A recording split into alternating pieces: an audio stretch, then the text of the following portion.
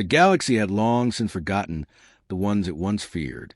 Time had dulled the memory of old terrors, and in their arrogance, the modern empires dismissed the ancient warnings as fables for the weak. Across the known sectors, species ruled with bloated confidence, assured that no force could challenge their dominion.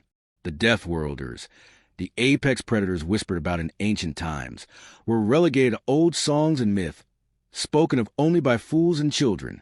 In the grand conclave of the Vokrath Dominion, the assembled leaders laughed when the matter was raised. A lone emissary from a fringe system reported entire convoys disappear without a trace, systems going dark overnight, scout patrols finding nothing but drifting wreckage. The Vokrath High Consul dismissed it with a wave, citing pirates, reactor failures, or natural disasters. After all, Deathworlders did not exist. No rational mind could believe otherwise.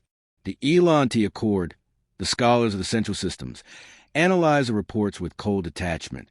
Statistical probabilities, sensor glitches, falsified records. Every explanation was explored except the one staring them in the face. Their academicians decreed that myths were the refuge of primitives. Humanity was a convenient story used by weaklings to excuse their failures.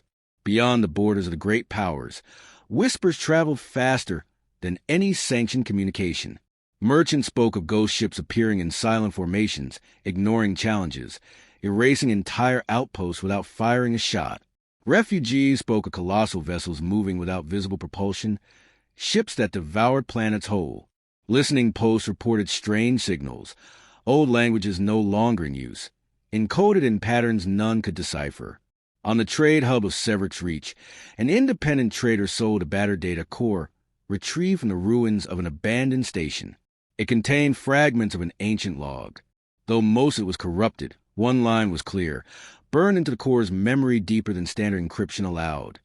The forgotten suns stir. Their footsteps crack the void. Prepare. Analysts dismissed it as a prank, a relic of forgotten civilization. The hub's council ignored the warning.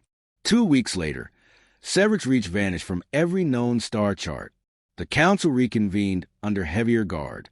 The Vokrath, the Elanti, the Suriat tribes, and the KYRSH coalition gathered to discuss the growing number of unexplained losses.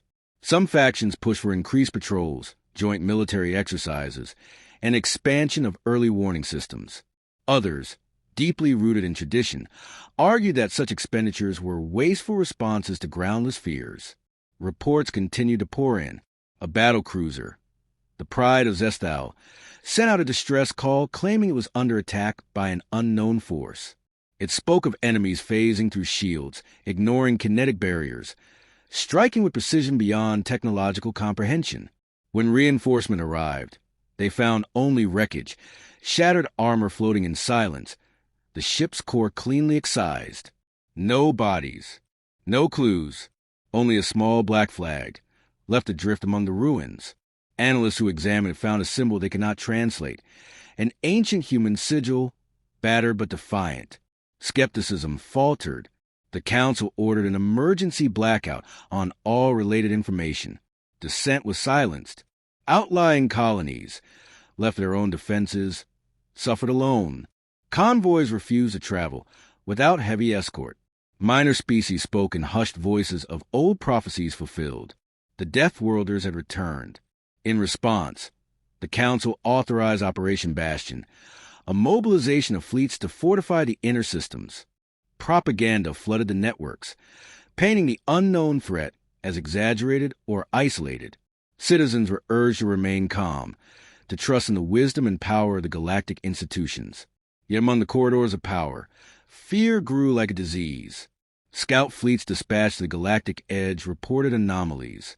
Regions where space itself seemed to warp, communications severed mid-sentence, navigation systems rendered useless. One fleet, the 7th Forward Vanguard, managed a partial transmission before contact was lost. In the static choke message, a single phrase repeated over and over, growing fainter each time. They are real. They are here. Isolated colonies began receiving warnings in an unknown language. Ancient transmitters, untouched for millennia, crackled to life, broadcasting messages none could fully decode. The Council's best linguists worked tirelessly, but made little progress. Only fragments emerged, words like home, vengeance, and awakening. Panic gripped the outer territories. Entire populations attempted to flee toward the core worlds, overwhelming transportation networks and supply lines. Governors declared martial law, desperate to maintain order. Pirate lords and warlords, sensing opportunity, launched opportunistic raids, further destabilizing the region. All the while, the true threat moved unseen. Within the Vocraft Grand Archives, a forbidden text was unearthed. It spoke of a species born from a world so hostile that survival itself was an act of violence. Creatures who turned scarcity into strength, who made war not for conquest, but because peace was foreign to their nature. The archivists, horrified, brought it to the High Consul. It was dismissed as fiction. Fear, they insisted, was the greatest enemy. Humanity remained a legend, nothing more. Across the Accord's academic halls, a schism formed. Young researchers, unburdened by the arrogance of their elders, began to believe. They pieced together evidence from ancient ruins, from lost colonies on the rim, from inconsistencies buried in historical records. The pattern was clear to those who dared to see.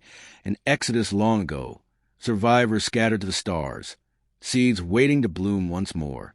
Private military companies reported an alarming trend. Mercenaries returning from border systems spoke of battles where their entire forces were annihilated within minutes. Survivors described enemies who adapted mid-battle, who turned every mistake into an opportunity, who showed no hesitation, no fear, no mercy. The mercenary guilds blacklisted entire sectors, forbidding contracts in regions touched by the unknown force. In the KYRSH coalition, prophets who had been silenced for centuries rose once more, claiming vindication. Their ancient chants, once scorned as primitive superstition, now carried a resonance that shook even the most hardened skeptics. They spoke of the great return, of a reckoning long foretold. Amidst the mounting chaos, a message pierced the Council's encrypted channels. It was not routed through any known relay, bypassing firewalls and security protocols with impossible ease. It bore no threat, no demand, no declaration of war. Only a simple statement, encoded in a dead dialect of human language. We are coming home. Panic spread faster than any warship. Across the core systems, once proud rulers scrambled to prepare defenses against a force they had dismissed as fiction.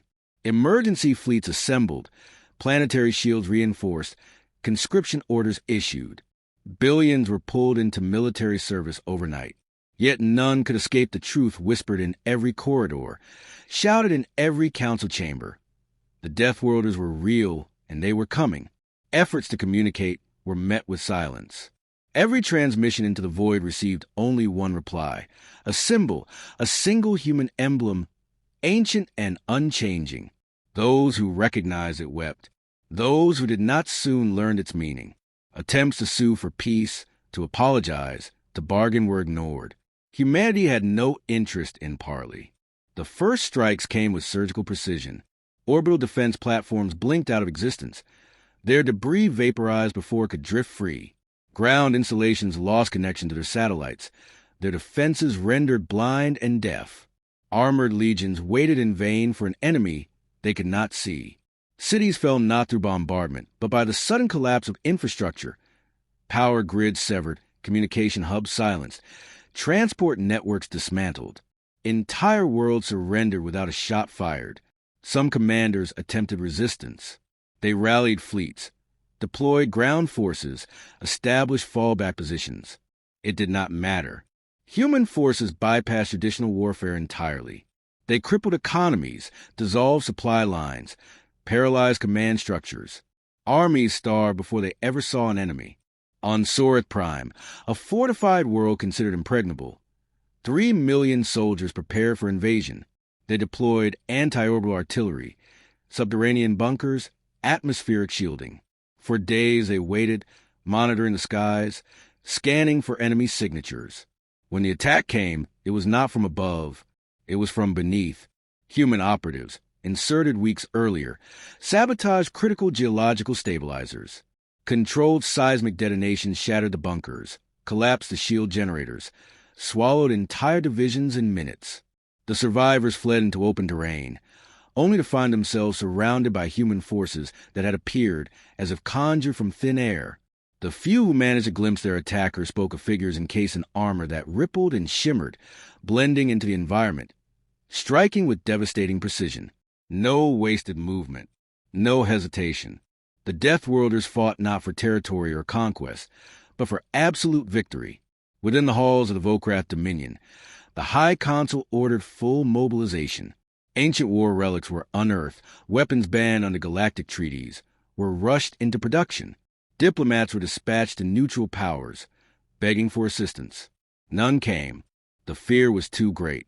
No alliance could save them now. The Elon T Accord turned to science. They theorized new technologies, proposed experimental weapons, developed desperate countermeasures. Nothing was tested. Nothing was ready. The Deathworlders moved too fast. Their strategies adapted to every defense. Their tactics evolved beyond prediction. On the industrial world of Vasagar, a fleet of 500 warships engaged a small human vanguard. The Volcraft forces outnumbered and outgunned them 10-1. Victory seemed inevitable. Within the first hour, they realized their mistake. Human ships did not fight conventionally.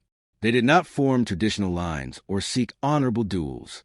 They struck from impossible vectors, weapons firing at trajectories that defied physics, using the wreckage of their own vessels as shields and projectiles. Volcraft ships vanished from scanners before they could even fire a shot. Within 3 hours, the battle was over. Vastagar burned. Refugees flooded the core worlds. Billions abandoned outer colonies, desperate to reach what they believed would be safety. The Council declared martial law. Civil liberties vanished overnight. Entire sectors were placed under military occupation to control the panicked masses. It was too late. Order dissolved into chaos. Propaganda networks, once tools of compliance, became instruments of despair. Citizens demanded answers.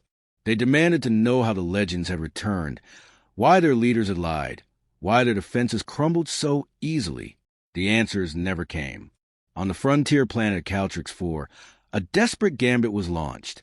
The Volcraft Dominion authorized the use of planet killer weapons, banned under every known accord. If they could not defeat humanity, they would deny them resources, deny them territory, deny them victory through annihilation. The weapon was fired into orbit as human ships approached. For a moment, there was silence. Then a single transmission, clear and calm, pierced every channel. We do not fear extinction. You taught us that long ago. Human forces disabled the weapon mid-flight, disassembled it atom by atom, and redirected its energy into the planet's atmosphere. Caltrix IV was not destroyed. It was reborn, terraformed to human specifications in hours. A demonstration, not of power, but of control. The message was clear. Humanity could reshape worlds at will. They chose destruction only when necessary. The surviving rulers met in secret conclave, abandoning old rivalries in a final attempt to coordinate resistance. Plans were drawn, sacrifices calculated. They would concentrate their forces at the gateway systems, narrow choke points that controlled access to the core. If humanity could be stalled there, even for a time, perhaps reinforcements could be mustered. The fleets gathered, their numbers greater than any ever assembled. Billions of soldiers, trillions of tons of war material, entire worlds converted into fortresses. They waited, tense and ready, for the human advance. Days passed, then weeks. No sign of the enemy. Confidence returned, fragile and desperate. Perhaps humanity had overreached. Perhaps they had exhausted themselves. Rumors spread that the Deathworlders had withdrawn, that the threat had passed. Then, without warning, every star in the gateway systems went dark. The human forces had bypassed the defenses entirely. Using technology unknown and undreamed of, they had folded space, traversed impossible distances, arrived at the heart of the core worlds without resistance. The first world to fall did so without even knowing they were under attack. Entire populations were rendered unconscious through targeted neurodisruption fields. Governments collapsed overnight. Resistance was impossible. The High Consul of the Volcraft Dominion issued a final order: unconditional surrender. The reply came not in words, but in action. Human forces dismantled the Vokrath dominion piece by piece, not with cruelty, but with systematic precision. Institutions of oppression were dissolved. Weapons stockpiles were incinerated. Slave camps were liberated. Entire species, long subjugated under Vokrath rule, rose in rebellion, guided and protected by unseen human hands. The Elanti Accord fared no better. Their technological superiority crumbled before human ingenuity. Laboratories were raided, archives seized, research networks dismantled. The brightest Elanti minds, once so certain of their superiority, found themselves students once more, struggling to comprehend technologies older and far more advanced than their own.